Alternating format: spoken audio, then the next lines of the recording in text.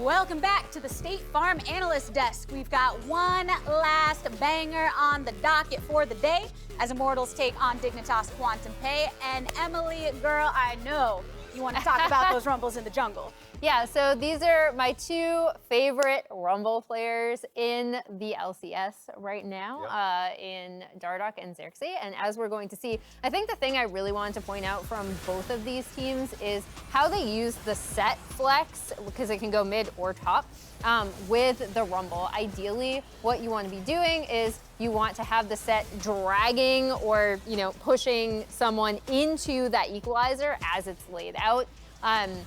We've seen this combination a lot in other regions as well. I think it is anything with the Rumble. And here we go. This is like the platonic ideal of what you want, right? Bam, bam, equalizer goes down. It's just perfect. That's exactly how you should be executing this combination. Obviously, Dardoch just absolutely popped off in this game too.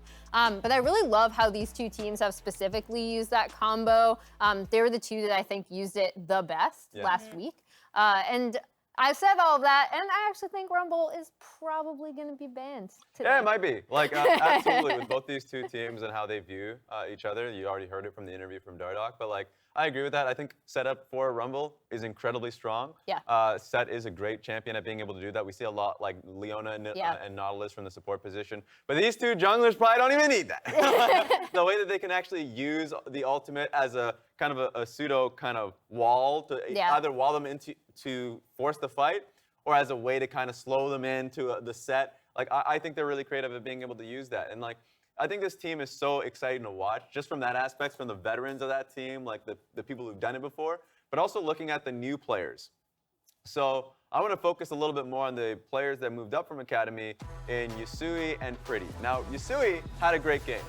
I felt like his Akali play was great in team fights. The only problem I had was being there on time for the Dragons. Now, this may be a team-wide issue, but you bring in a new player for this one, and for me, it wasn't just him. It was actually Fake God taking an extra wave top lane, TPing in. They should just be there on time. This is for Soul Point.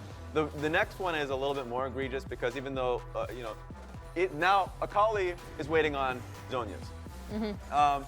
Already has components, so you should, and I was already winning fights before that point, so they delayed this so long.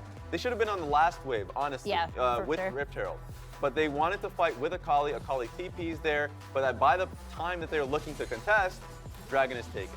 So my overall take from Yusui is great, great team fighting overall. I actually thought that he had a great debut.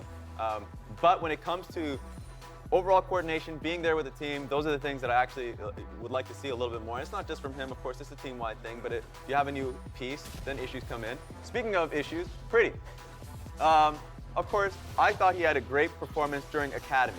And then this is one of the things that you kind of have to learn when you're in the LCS, is just knowing how important mid-push is. Because when he was past River, man, like, they pushed through mid lane, so suddenly Immortals didn't have control of mid lane. They were clearing out your vision towards the top lane, and he was still kind of focused on what he was doing in top lane and not so much recognizing that he had to get out of there. Got TP'd on, got killed. So those are small things that both players have to kind of get better at, and I think that improvement, that's great for Pretty to have that opportunity in the LCS to get better, to now take back an Academy and grow upon that. Well, and I think one thing to point out is, like, Insanity wasn't always the player he is today, right? Like, if you go back and you compare his games previously to now, he's improved exponentially as a player. So I think he, obviously coming back into his starting spot, it's a really good example of how much you can improve once you're at and playing against LCS caliber competition. There you go, patience. I think the team should have patience, the audience should have patience with players. And that's why hearing Gilhoto put this position in place where Pretty getting rewarded with this LCS performance is also an opportunity for him to continue to grow and build those skills. We ourselves are going to be stepping away, but on the other side of this break, tune in for our MasterCard Player of the Week interview with Xerxes before his face-off against Dignitas QNTMPAY. Catch you there. Don't ban Rumble.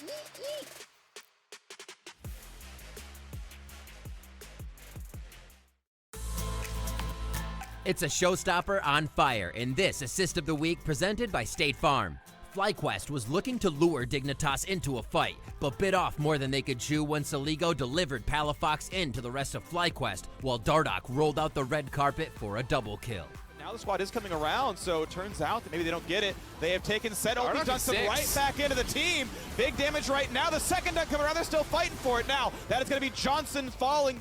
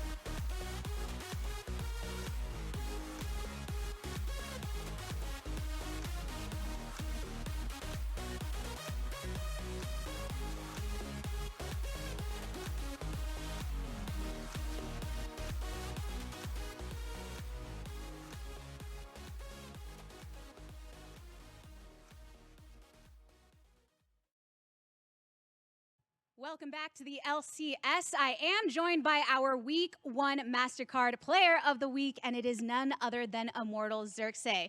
First of all, what was your initial reaction to earning this honor? So obviously, the only reason for me to perform good is to get this mini-me. Yeah. There is no other reason, like who cares about winning? It's just all about performing good and getting the statue. You actually have a pretty sick looking statue right there too. You went for a pose and everything. Did you put much thought into your pose selection? Yeah, this is actually the pose I've been doing for like a few years now, and I was like, I don't really want to change it, and I feel like it's actually pretty funny, so I kind of like went with it. Yeah. What are your plans for it? Where are you going to display?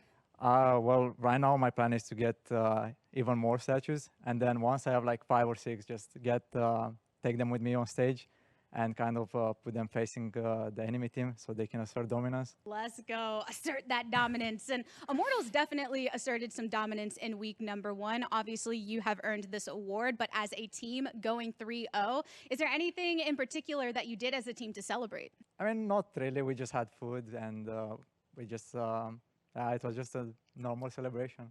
a lot for you to celebrate in that, but it's never a bad thing to go with food to do so. And we are starting to see some shifts from Immortals. We did get the news about the mid lane swap. Can you give us a bit more context on this reward system that has been introduced? Yeah, so probably the best person to answer that is my coach. But all I can say is that basically we have a system where if our academy players are performing well in the academy, we feel like there should be a system, a reward system for them to motivate them even further. That hey, you played good, you deserve to like have one game of a spotlight on stage. With that being considered, though, you as the jungler have to always be thinking about all of the players on your team. How is that going to affect the way that you approach the week, having Pretty on one day, but then Insanity coming back for the other two? I've never done something like this, so honestly, I don't think it's gonna be that bad. But it's obviously gonna feel very different because they are different players, they have different strengths, like they communicate differently. So it's gonna be a learning experience for me as well. And we are all here to be along that journey with you in this learning experience. You do have 3 more opponents to be facing off against. You've got EG, you've got Dignitas, you've got Team Liquid. Any of those in particular that you're looking forward to facing against most? Not necessarily. I always tend to focus on myself and my team, and I don't care too much about who I'm facing. All I want to do is bring my A game, and that's it. All right. Well, we're very excited to see you put this on display, whether at your station or otherwise. I think we're all ready for it, though. Let's get into game. Real fun there for LCS Immortals are going to bring us home for day number 2. Kobe, it's already been like back-to-back banger games, it's felt like. So wonder how this one will go between IMT and Dig. Yeah, I mean, we like to pack a lot of action into a short time here at the LCS. So we've got another one up on stage all ready for you. They're trying to get into Champion Select at the moment. Dignitas versus Immortals here. Like it on screen, they're already going over. Revenge and Xerxes to me. You know, we just had the Xerxes interview. I thought Revenge as well was such a huge part in the early push for Immortals in their kind of summer resurgence. You know, the big spotlight is going to be on the Rumble, and it's perfect champion for Xerxes. He's already played so much of it throughout his history as a professional player, but Revenge also, as a North American top laner, you know, it's always so hard to make your way, and the set was a really big part. He combined well with the Rumble in those games, you know, keeping people on the Rumble ultimates, or even in the cases where they weren't on them, using set ultimate to put them on it. So I definitely like the emergence of some of the synergy from the top jungle duo there on the team as well.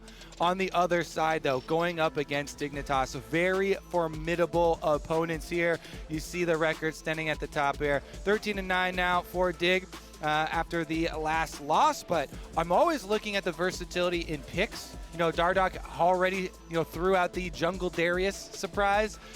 See if he's got any more in store for us today.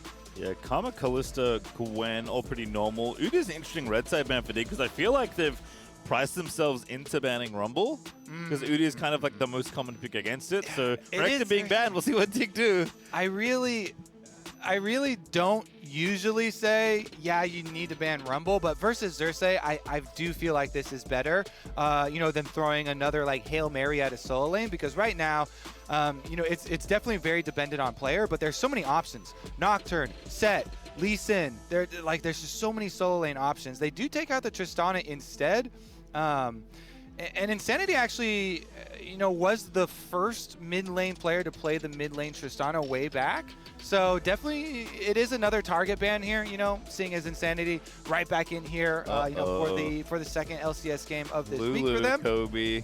She's creeping into every game. Why is that? Why is it an uh-oh? She's creeping into every game. You know, yeah, okay. It's kind of an uh-oh if it becomes every game. I like it when there's a splash. I agree. There's a little dash of enchanters. If it becomes perma, then it definitely gets annoying. But as of right now, I feel like I'm still in the stage of, okay, we can see it. We can see some play around it as well. It is paired with the Xin Zhao, so obviously very good empowering options here for the front line, like we went over last time. But Neo, to me, is definitely an AD carry that you also want to invest heavily in. Neo has, throughout all the iterations of Dignitas that he has been on, been a hard carry for this team. It's done so much work. Him and Aframu as a duo. I would kind of like to see, you know, a Lulu Cog once again, you know, from this side. He is very good with his movement from team fights, his spatial awareness as an AD carry to be able to carry a lot of those late game team fights for Dig is one of the big reasons they've been so good at team fighting. And yes, they are facing a Rumble, but the speed really goes a long way. You know, when you get your Shirelias, also with just the inherent buff there from Lulu, to be able to get off of it. All right, well, phase 2 actually sees Ezreal getting banned. I was maybe even considering it as a pick Neo could have, because it does, of course, help him kite around any equalizers. Thresh was the last pick alongside Leona for the supports here. Also, Varus paired for Raze is kind of cool. We're seeing that more of that champion now that he's been kind of pushed off the ban bench. But Nocturne ban there. Lee Sin's still up as well, most notably. Both these teams. But honestly, so I think this is kind of 5-head because Set. If you're a good Set player, to me, is a really good answer into Lee Sin right now. Right. Because one of the biggest things about Lee Sin for lane Lee Sin is the range on your E changes so many of these matchups. But Set, if you're in range for the Lee Sin, oh, let's do it. Set can pull you in, and Set can go throw bows with you in the top lane, and can actually just fight you hard on it. So I kind of like it when leaving that up as the option, since you know, they know that Revenge has to throw down early here. So we'll see if Revenge goes with the Lee Sin option or the Set option here. They know that that's going to be the juggle. So either way will be exciting. All right, so Samira was the thing I was excited about for Neo, alongside Danny. You know, these kind of younger, up-and-coming, more up-and-coming AD carry players from North America. Feeling pretty comfy on the aggressive AD, so Samira is going to be the selection there for Dig. You already said it. He's a hard carry for Dig when he gets going, so see if he can have a performance there worthy of Samira's style.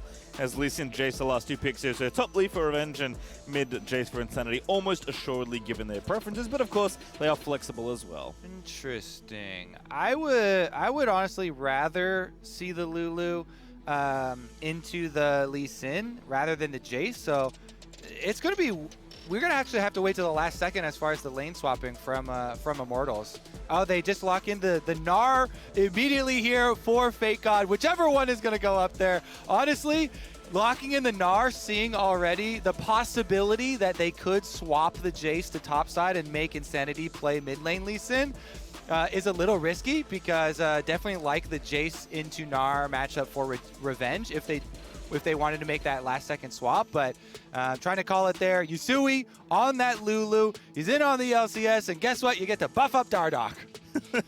Yeah, I mean, Xin going to be pretty threatening here. Samira, of course, as well. Pretty nice with the wild growth there. Samira, one of the few AD carries that really wants to get in the face of her opponents and spin around.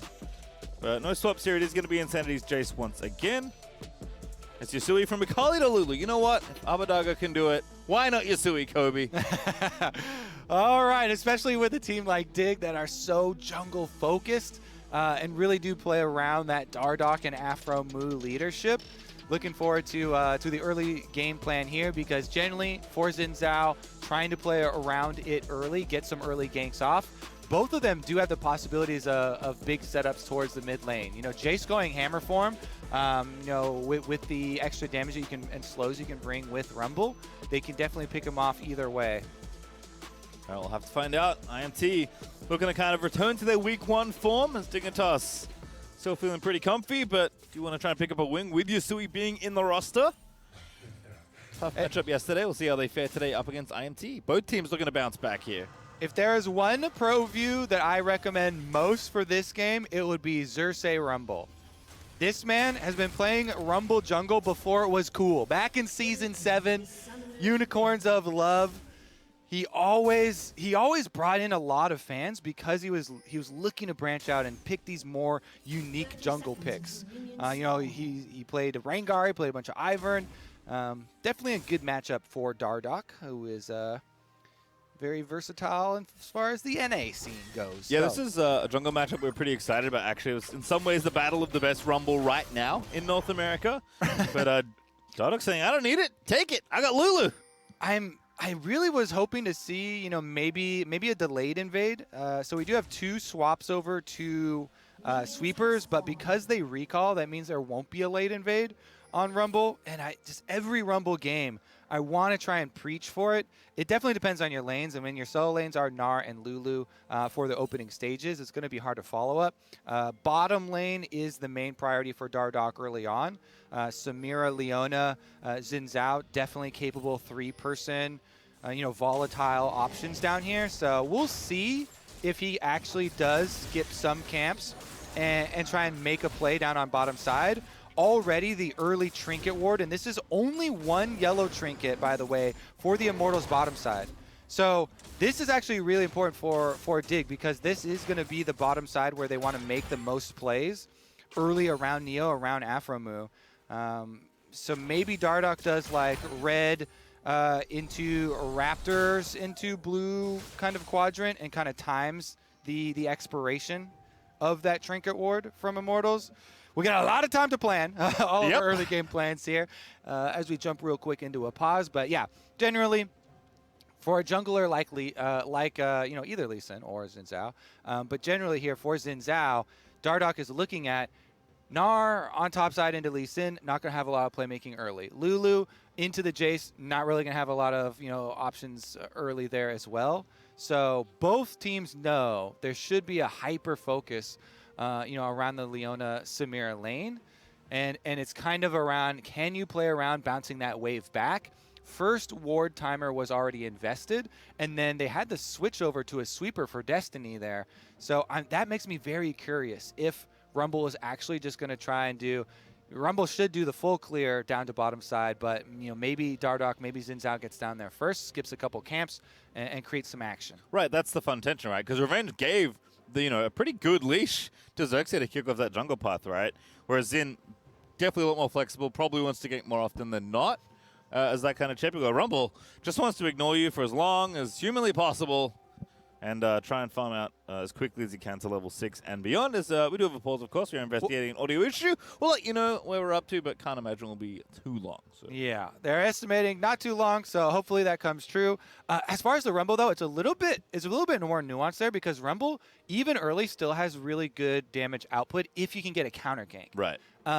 So if you can actually get, say, into bottom lane side brush with a sweeper that your support purchased early, that may be the call from Immortals, as we're trying to think through some of these early trinket usages, because that's the main difference here for Immortals.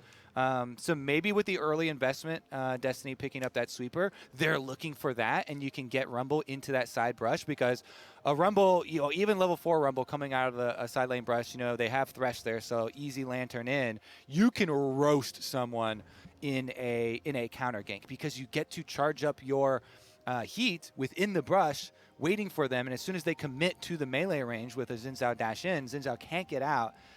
So this is really going to be a lot around timings as far as the possibilities here on bottom side. Definitely love the investment, though, into the early sweepers. It creates for more volatility, removing vision rather than adding vision. I think it's definitely fun for the amount of action in the game to always remove more vision and vision destroying tools rather than overload the game with more and more wards. As we don't want to travel back in time. Yeah, I remember the early days. There were so many, just stacks and stacks of green wards. Kobe, Sport Zara, buy nothing but wards and Oracle's Elixir. Buy some gold generating items so you can buy some more wards. Sometimes they didn't even do that. They're like, I can't do that. I don't have time for that. I gotta go ahead and ward these 15 different brushes. I like is only buying BF swords. I like to, as you can see, player cameras here. Yeah, we're still sitting through a pause. There are breakpoints in pauses. I don't know what the actual breakpoints are, but if a pause is known to be short, then they're not allowed to talk. And so you just get these stares and these laughs and everyone kind of twitching here until you hit that break point where they're like, okay, never mind. This was long enough. You guys can go through it. And in these scenarios, since it is just the start of the game, they're just running through these level ones. They're like, okay, any type of early info that we actually have to go off of. Can we get our timing correct for our bottom lane gank? Yeah, are we going to be able to rush through them? We did see, Thresh has a sweeper. Maybe they're trying to, pull lane gank off on us. And there's no communication. It's all inside your head. And you did describe kind of like, jungle is difficult for lots of different reasons, but kind of that paradigm you're talking about, right? Where you have to balance how much time can I get away with farming these camps versus how much time do I need to be in other places affecting my side lanes and either, defending a gank and counter ganking or ganking because there's an opportunity there that my laners on my team or are setting up to try and get more gold because obviously kills are worth more gold than the monsters you're farming in the jungle. So it's hard. You got to think through a lot of different things. Got to have the vision, got to have the knowledge, got to have the comms, got to have the brain.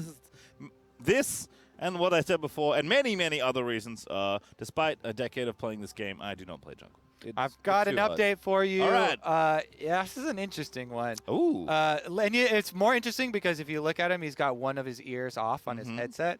Apparently, the audio issue is that Xerxes has significantly louder game sound in one ear than the other ear. It's a very weird bug to me. Maybe it's like turbo blasting him, and that's why he took one ear off. But my first reaction was, I found the solution. He has one earphone off. That's why game sound is louder in one ear than the other ear. You thought you'd solved it.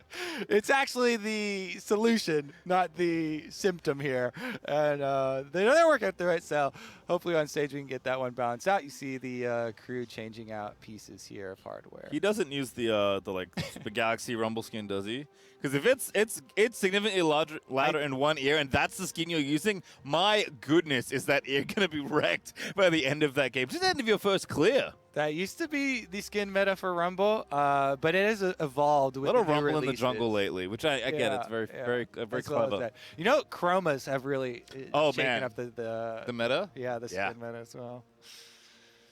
Again, going all the way back to the Dark Ages. Back then, if they had a skin, it was the lost game. Couldn't beat them. Let me tell you, Kenning with a skin, most terrifying champion in Season 1.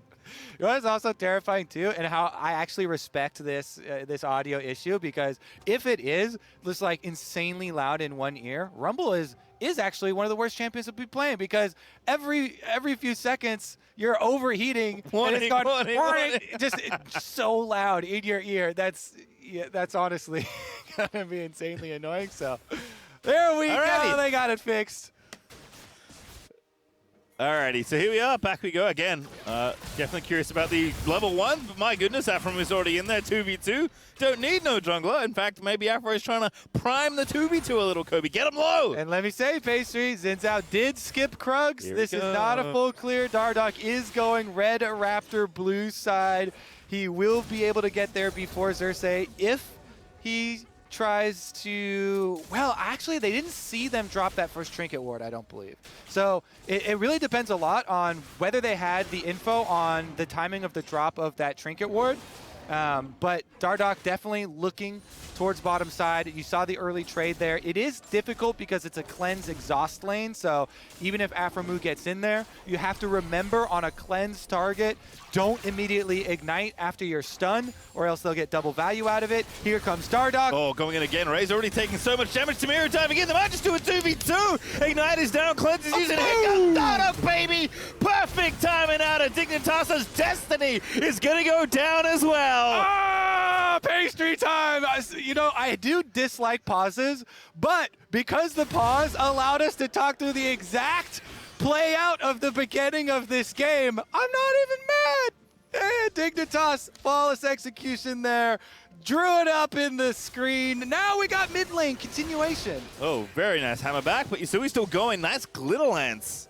Does slow down Sanity, but no kills forthcoming. It is TP, of course, in the mid for Yasui, so not nearly as much pressure, but Dardoch, just such a good setup by Dig here. And it's all in the timing space, Pastry. That's why, you know, talking through it straight from Champ Select, you're like, this is all around timings on your bounce back. And they do have the ward here expiring, but it is on 4 camp,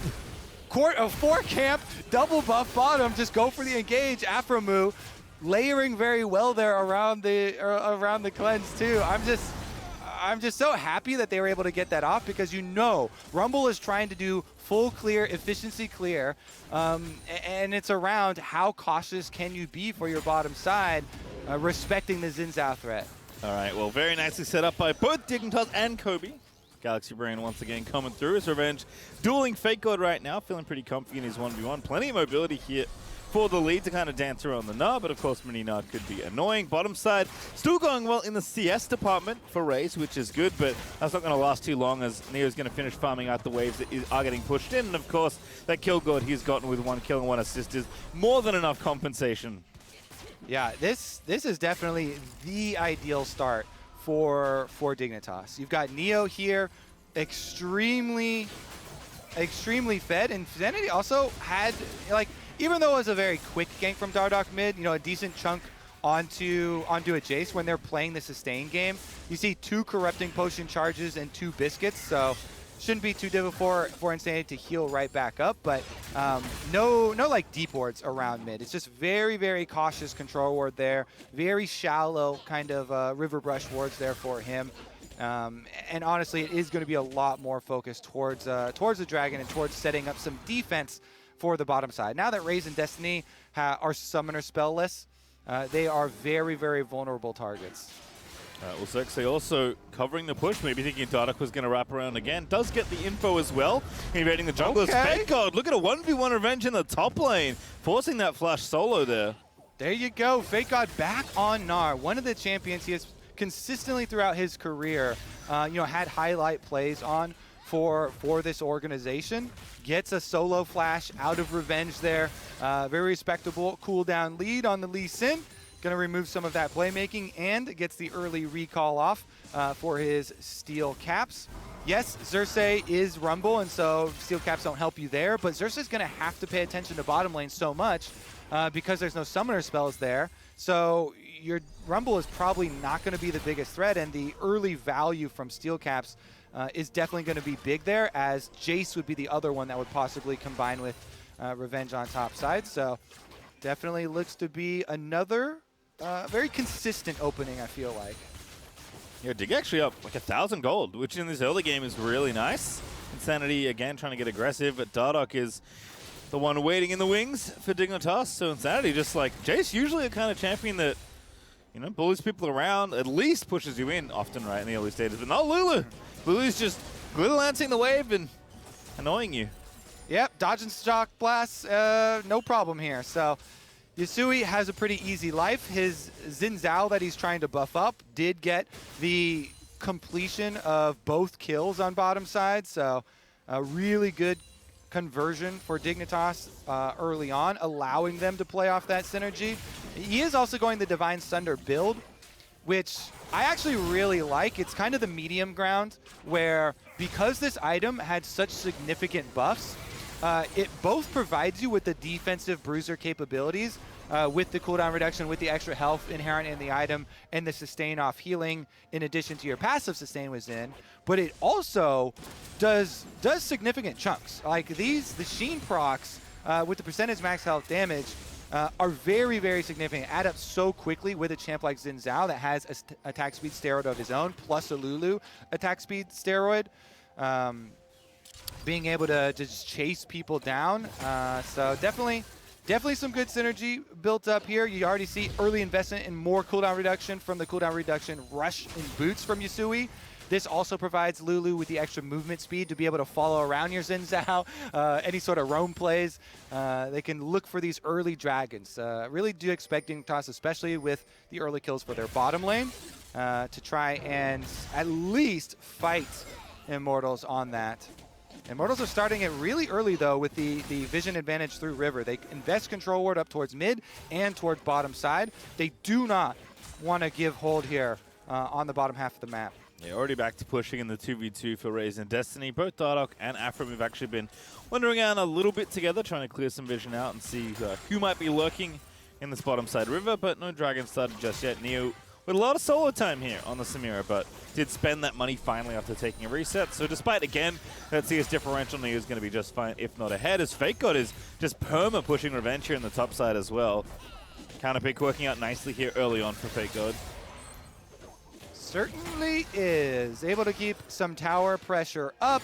Turret plate knocked off as well. Always feels so nice. Yes, the flash is, close to coming back up now. Dardoch was not really ever going to focus on the top side of the map, invest more resources there, but knowing that you were able to burn that solo does remove some threat for possible counterplay there. you know, and their own play. So control wards down through the entire river here. Line of scrimmage for Dignitas. Yeah, Digger definitely doing all the work to try and take this dragon, so I imagine I'll be moving on that objective soon. TP for revenge. I feel like all but seals this dragon, although Fake God may be forced to use this in a second because revenge are going to kick him down. The solo kill. This time it's on his shoes as Fake God will flash this time. And I think that's going to be a pretty sizable force here. You see Xerxes threatening for an invade. He actually calls it off. They know he's got teleport, and Revenge just used his. So there's not going to be a very wide window, and it's just going to be Fake God teleporting back, looking for Mega and Xin Zhao on top. Yeah, Dardock's here as well. One of the few times he's actually going to be here by the sounds of things. 2v2, they're brewing. Good little dodge there for Raze up top, so Zenith Blade doesn't connect. And now Destiny looking for the same, but does not connect on either. Neo just barely sidestepping that as Destiny gets a little field goal there. Near the bottom side, it's a single in AFL for anyone playing at home. Dardock also starting the Rift Herald up here. So should be able to take this one out with no contest. There is more than enough pressure with Fake God coming down to help out. Yeah, Rift Herald does take a significant time investment, though, so only down to 4K health now. They're going to need another eyeball proc at least. The Pineapples, Kobe. Xerxes with the ulti ready to go. Have to be careful here. It is a 3v3 right now. Revenge, no kick, but does have Bottom flash.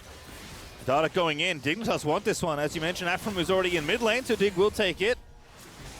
And it's just a hover bottom lane. So Dignitas do threaten with sending Samira halfway up, but Samira should be able to get right back to bottom side before the wave crashes. And this is the strong evolution of these Rift Herald plays. You work off of your top side pressure, then you only have to hover. And just the threat of Samira going is going to be enough. Raze. Oh, Neo, look at the solo kill. He flashed the ulti as well, I think. Yep. But Raze gets out of there with a flash of his own. Is going to be traded back for the Dragon in the end.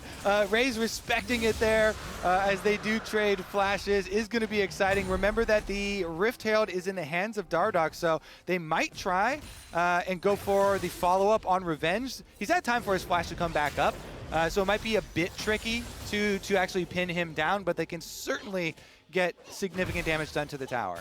All right, well, Dardock is up here, as you mentioned. Already with the Herald if he wants to use it. Fake God has been continually pushing. It's mini, it's exhausted mini. Oh, Fake God, let him hit that Q. If you let him hit that Q, it probably baits him in. All right, well now he knows because the Rift Herald has been channeled, but this is good. That's the plate money that Fake God wants. It's an easy spot for Dardock to quickly drop that so Fake God can collect the gold. And now Dardock can go back home, spend his money, get the Divine Sunder actually now finished. And Fake God collects the plate. So really efficient stuff there for Dignitas. Still building on this gold lead. Up almost 2,000 gold at this point. Very nice early game from them. Interesting too, though, giving up the early dragon on the back half of that bottom play, and Raze and Destiny again being able to push in for another turret plate this game. You know, this is one of the reasons why Varus and Thresh are so highly prized. Extremely strong early push as well, and this is with a successful bottom lane game. Remember, this is with both summoners on both bottom lane players from Immortals being burned because of the gank timing from Dardock early on, and the pressure of the all-in lane from Dig. Even with all of that, they still have so much pressure in lane with the harassment of Varus and the safety of Thresh, allowing them to, you know, push it back out. And again, that poke Samira so short range. Going to be tough to feel like you're kept out constantly by Varus, especially because Afram has been out of lane so often as Dardock has set up a little store here in the river, hoping for a customer to walk on in. But no one taking it just yet as Dardock will clear this ward and take the Grump. And Dignitas will continue playing a good early game, but again, not rushing things here. It feels like the pace is very deliberately chosen here on the Dig side.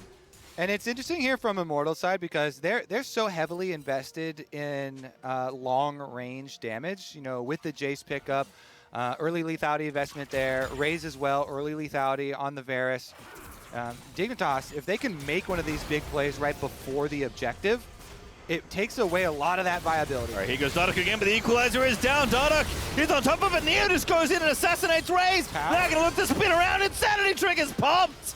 And Dardock goes in looking for the dive. Destiny with a wonderful stopwatch, but it's not going to save him for too much longer as now Xerxes overheating, looking to try and take the trade kill for Dardock. But it's a triple kill out of Neo, Kobe. Can't poke me if you're dead. And Dignitas again, another play off the bottom side. Playing off of Aphromu's Leona. Dig, make it count. Huge play again. This is going to be so much damage, if not the entire turret for Neo here. Chopping this sucker down. 4 kills on the Samira. This is going to be a huge snowball for Dignitas. I thought Xerxes was here ready with the counter gank, but Dig just go all in the bottom side. I actually really like the play around the Lantern there. You know, he doesn't take it immediately as Aphromu is trying to predict the Lantern take to land the Zenith Blade between it, but then he just walks up and gets the Summoner spells out there. Dardoch, no hesitation, dives right in. This one's close. That's a little bit of a clencher. Samir is able to dash in for the extra damage to finish it off, make sure Xerxes doesn't get the counter kill for himself, but it is just a wash on the bottom side of the map here for Dig.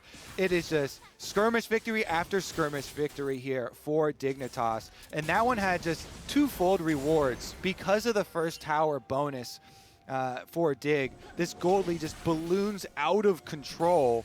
And since their composition is so much more tanky, is just so much more hardy, if your damage dealers are getting an early influx of gold with 4 kills now onto the Samira, it makes it very easy to kind of walk up and just force these plays on your opponents. You've got Leona, you've got the Gnar, you know, Fake God fully charged up on the Rage Bar right now and has teleport available, so this is a reason you can see Dignitas hard flex into the jungle, power play here.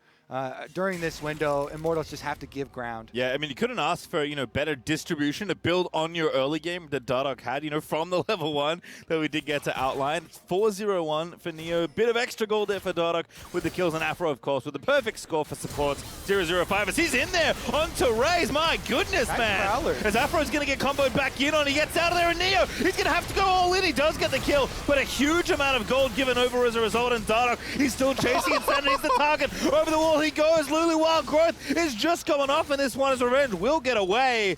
IMT, they get one back, but Dig were not backing away from that one. Oh, they brute forced it all right. They may be tanky, but that tower dive definitely left a mark.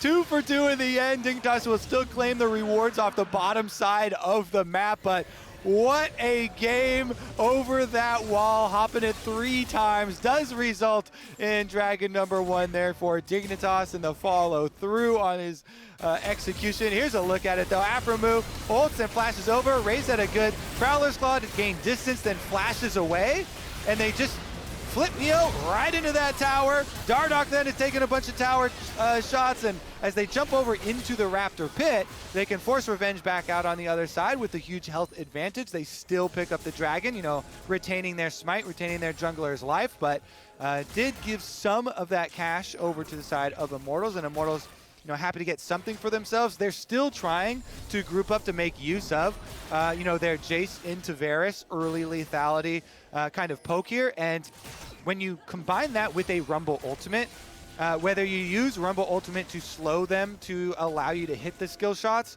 or you use it as follow-up, as super long range, the idea is the same. You're trying to use your poke before Dig can get these flank angles and get this hard engage. The problem is that Dig have actually, with this early lead, been given the options to run just straight at you, and they actually don't need you know, a flank angle. They can just run straight at your face to go for the engage, right into your poke, into your damage, and kind of take away your timing that way. Yes, the classic front flank, the one everyone always forgets. I mean, yeah, just battle songing with a Lulu, whimsied up. Wild Growth gets popped. Dardoch's having a field day. 2-0-5 right now. Divine Sunder finished item number 2, approaching relatively quickly, but Neo, man, that death costly as he gives extra gold over to Raze, but still a ridiculously good threat on the Dig side here as Yasuo swapped to top side for a little while longer. Just going to be pushing in the old Lee Sin. They might be kicking themselves a little later as these Varus arrows and shock blasts start to hurt. The Manamune is just completed, so Ray's still working on stacking that one. But that's really the point of pain. And once you get that completed, if they're able to land a few of these before the objective starts up, that's where Immortals try and claw their way back into this. Dignitas, though, should be able to finish up on the outer towers. Mid lane goes down quite quickly. Top side is so low already that you can easily transition your pressure over. Should be a quick pickup, by the way, on Collector. There you go. Neo completes his Collector for Samira. Love that cash in. Affords for the most epic of Samira ultimates, trying to get all of the last hits and set up those pentas. I think the Dardoch Spidey sense kicked in at just the right moment, because Revenge knew he was there. Dardoch already invaded for vision, as you see he was pushing in the top side, but I think with how forward Revenge was playing, Dardoch's like, wait a second, I shouldn't go down here because I can't see anyone else from IMT on the map right now. There were, I think, 4 people in the top side for IMT looking to maybe try and find a straggler. But unfortunately, no pickup there for Dig, as they will finish off the outer tower sooner rather than later, as Ardent Sensor has been purged up by Asui. He is committing to the cause of buffing up the jungler and AD carry. Yes, sir. No other reason to pick this champion. Don't show me a Luden's Lulu. I'm going to get really mad, Pastry Time. They've got the Shurelya's Ardent combination. This is where Dig get to push it ahead. Speed up Xin Zhao and Gnar and Leona. Get that brute force engage. Find your front flank, as we've termed, I guess, right into the enemy team. Aphromoo, you need damage behind you, though. Get hooked up, Neo's here. A little bit aggressive. Oh, Insanity just gets picked up there. Dardoch again with the Lulu in the back pocket, just charges in, gets an easy pickup there. And even though Aphro and Neo were scuffling with the enemy in their own jungle, Dig will still push through here and take the tower. All right, there you go. 1 Shurelya is active, 1 dead opponent. Insanity's flash was not up quite yet, barely coming off of cooldown now. But the power of the Lulu, Xin Zhao, speed him up, you guarantee that engage, and now it's just easy picking. Oh, Flash got the stun though, buffing the auto through. There's good box action from Destiny, will disengage the rest of the fight, but you can tell Dig, every angle looks good right now. Waiting for the cooldown, see Yasui's ulti cooling down pretty swiftly. Also, they can run fake coding, which is fun. Meganar sometimes has trouble getting involved. So fake code can zoom in there alongside the rest of his friends in the mega form. Not recommended in the mini form unless you're very close to transforming. Dragon also up in 20 seconds. IMT will be first to the table to try and look for that objective. It's so hard to play these types of comps, though, for Immortals while you're behind. In these sorts of situations, maybe you actually have to just start increasing your risk tolerance, because if you don't start to get some money back in this game right now, then Dignitas are just going to continue to steamroll objective after objective, take everything off this map, and you never get a chance to group up and find your poke first. So if you don't establish your own pockets of Fog of War with your control wards through your jungle, in spots where you know Dig are going to go, and try and create your own comeback, it's very hard for the comeback to kind of be fed to you. The only way that really happens is if there is an insanely fumbled tower dive from Dig, which, you know, is the very risk-averse way to go about it. You just kind of huddle at your tower until you hope for your opponents to make that big mistake, and then when you get your gold, you try and take your opportunity to strike. I mean, see what IMT can do. Certainly is tricky. First thing is going to be, of course, getting vision here and sticking together, trying to, again, pick off what you can. The map's pretty small for them right now is the other trouble.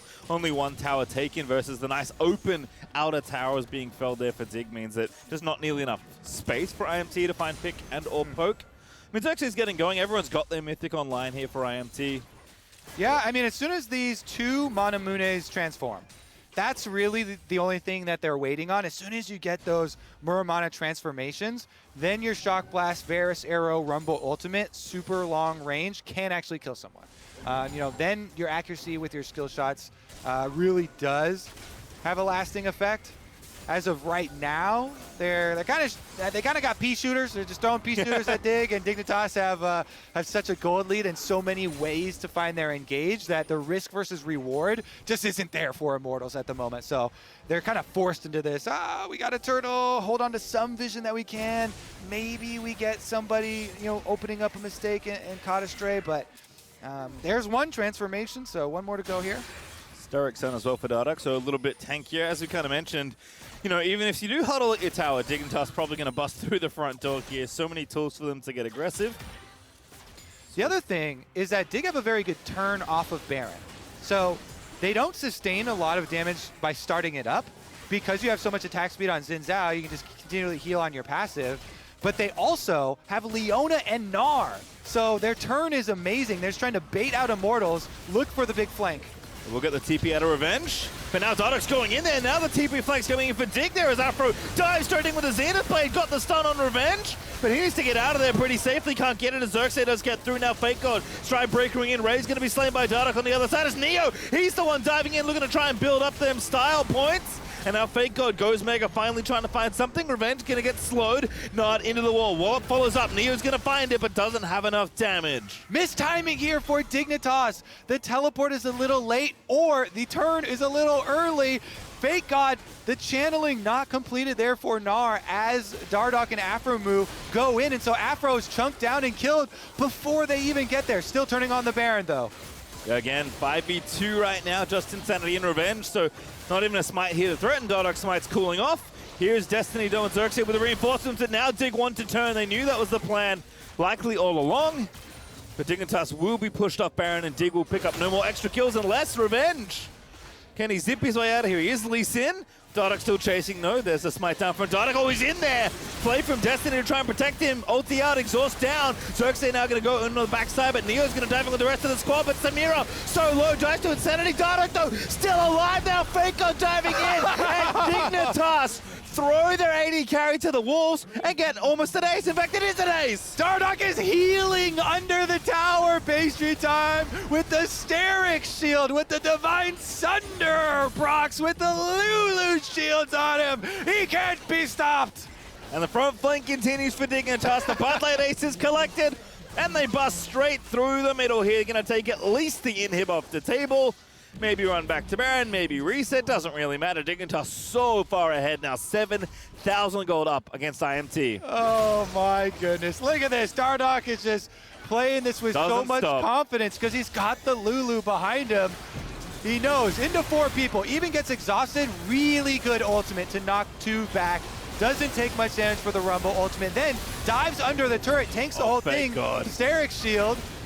Fake God's able to get a massive Gnar ultimate into the side of the wall. Actually just insane right there. And again, Dig understanding what their comp can do. One of the most fun things about this team is their team fighting, and also just how willing they are to take fights. They know they can't just sit around, let the game go on, and when you have this kind of lead, definitely no reason to sit on your hands as Fake God, Stride Breakers in, into the wall we go. Oh, it's just a full combo. Raze finally gets out of the Prowler's Claw, but it doesn't matter. Yasui able to nab his second kill of the game. The man has 13 Madrai stacks. We've gone all the way back to full Enchanter. Keep on stacking them up, Yasui. This is the position you love to be in for Lulu.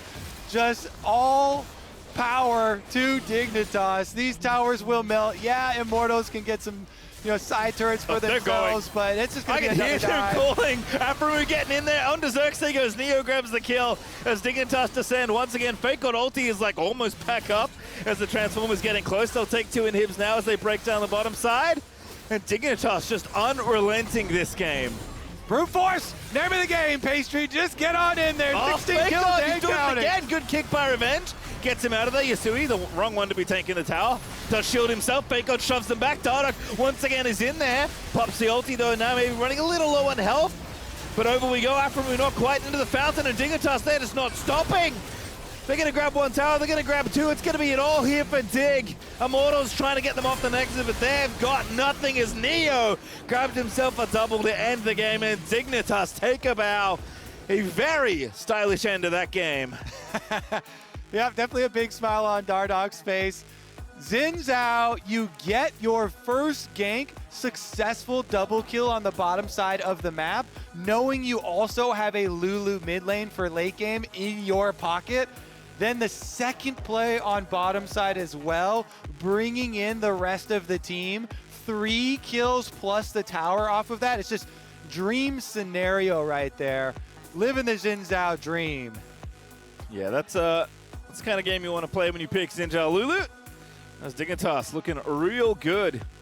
Yasui, calling off for a game. Had the Akali game on the Lulu this time, but the strategy works beautifully there for Dig from minute 1. Very solid stuff, from Fake God on the top side as well. I mean, yes, you are on an island, but he picks his Gnar into the Lee Sin. He's burning summoner spells by himself, able to join in, and with the with the commotion that Xin Lulu calls and all the focus of everyone into the grouping on that champion in the middle, it opens up for these big Gnar ultimates, and all of a sudden everybody's grouped up right next to the wall. Boom! Hit them all with the big stun. So great stuff there from Dig, able to effectively snowball. Good early game plan. They played off it. Yes, there was a pause. Everybody just kind of sitting there mulling it over. And they're able to follow up really well on the champ select that they have. I like to think of Dark the whole time. He's just like, I know exactly what's going on. He's already got the plan in motion. Everyone's like linked telepathically. We were drawing it up during the pause. Exactly. We're like, okay, like we've gone over it. They got to go bottom lane. You're not going to Gnar, you're not going to mid lane. Really cool stuff to see it actually enacted on stage there, though.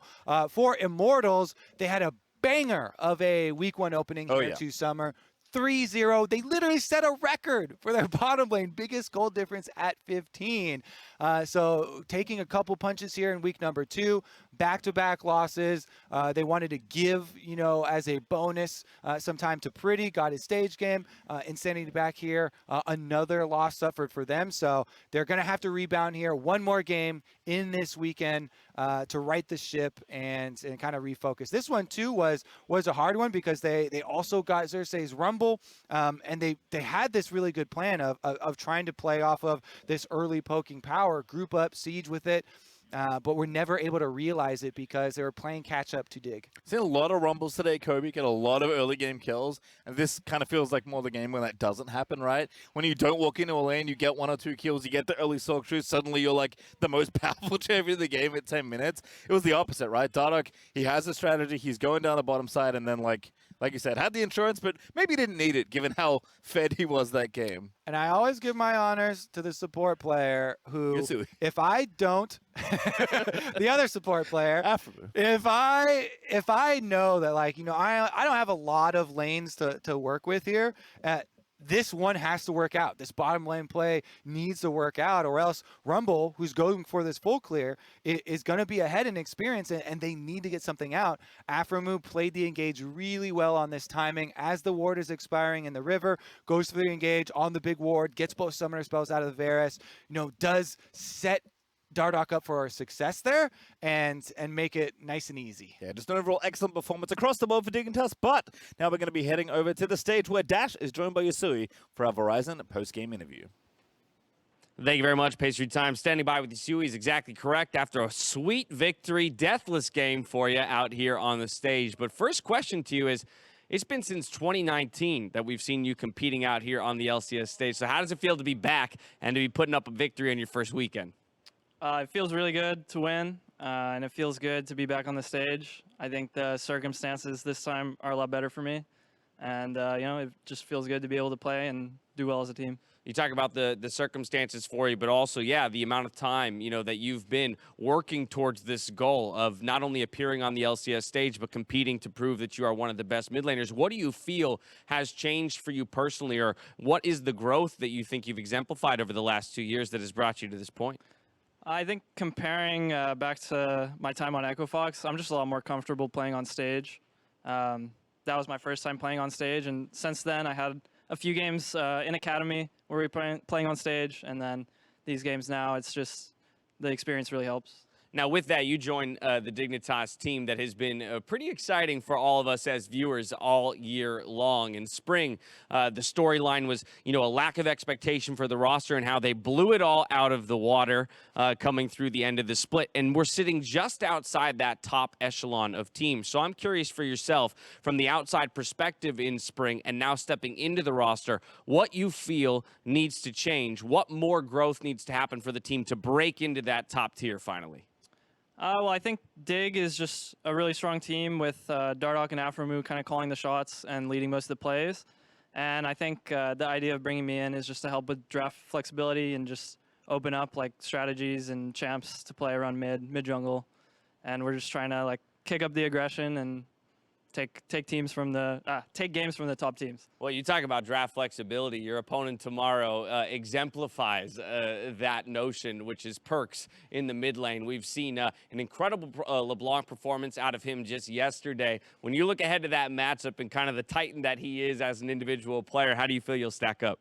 I'm excited to play versus him. Yeah, I don't have any nerves. I'm just looking forward to it. That's what I like to hear. And finally, I think what's so interesting when we look at your career and the following that you've created is that you do have such a vocal and staunch group of fans behind you in support. What has that been like as a guy who's been around for a number of years and is pushing to continue to be the best, to have that kind of vocal support behind you? I really appreciate all the fans, anyone who supports me. I think my journey throughout League has been kind of unique and up and down for sure. So, yeah, it's nice to have support throughout the way. All right, and just lastly, when it comes to this split's goals, obviously people are looking at playoffs and finishing, as high up as possible and making that trip towards Worlds. Do you feel like this is the roster that you're going to be able to do it with and finally go international? I mean, I'd love to. That'd be great. All right. Yeah, we'll see. We'll have to see then. There it is. Congratulations on the victory today, Yusui. It's awesome to see you out here on the LCS stage. Thank you. All right, from here, we're going to a break. When we come back, we're breaking down the day at the State Farm Analyst Desk. We'll see you soon.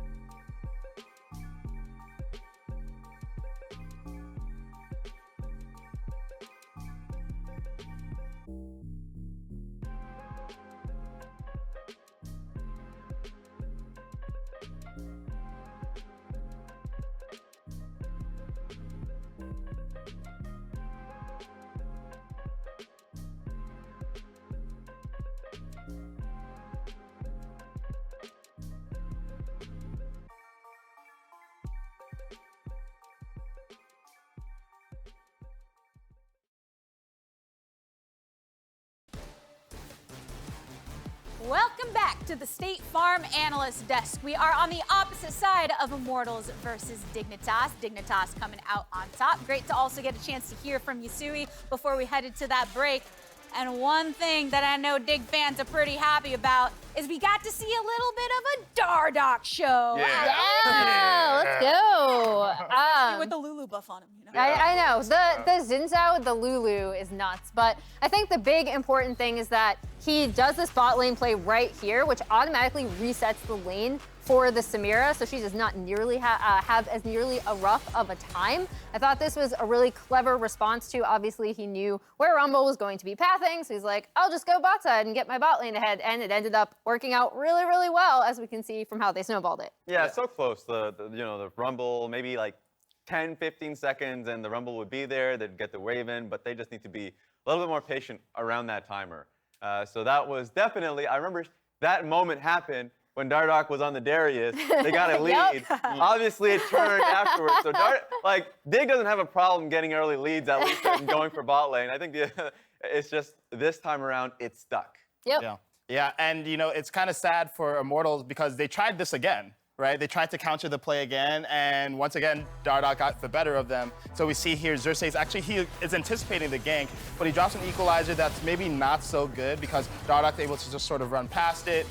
Raze is caught a little bit out of position. And then from this point, Dardoch's able to just straight up dive. Xerxes tries to salvage the play, by running in, but then he gets killed too. And this sort of just snowballs the game out of control from here. Yeah, and I just want to give credit to Afro on that one because, Raze definitely was overconfident that he could survive through that, because when Leona E missed, I was like, okay, that's one thing, but obviously Leona's gonna come for you still. Like the jungler's still there, you recognize that, and then warding the lantern there so he doesn't have a quick exit.